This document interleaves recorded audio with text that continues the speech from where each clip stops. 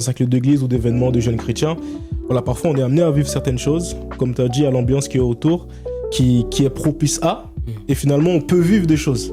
Tu vois, on peut vivre des choses dans nos émotions en tant qu'être humain, et la démarche, je le dis encore, c'est de savoir, mais qu'est-ce que je suis en train de vivre? C'est pas simplement, ok, j'ai pleuré, j'ai senti des frissons, etc., mais c'est vraiment, qu'est-ce que je suis en train de vivre afin de mettre les choses à leur bonne place. Mais je me dis, est-ce qu'il faut aussi avoir l'humilité de reconnaître qu'il y a des codes qui peuvent faire que, par exemple, une musique, de la répétition dans les paroles, une sorte de lumière, etc., la foule, voilà, une chanson qui se répète, etc.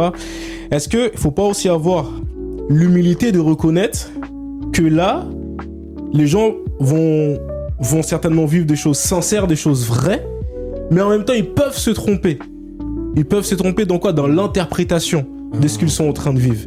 Là, il y a un moment fort, il y a un événement qui se passe, tu vois, et en tant qu'être humain, on peut vivre quelque chose de vrai dans nos émotions, dans notre être intérieur, j'ai envie de dire, dans nos sens, mais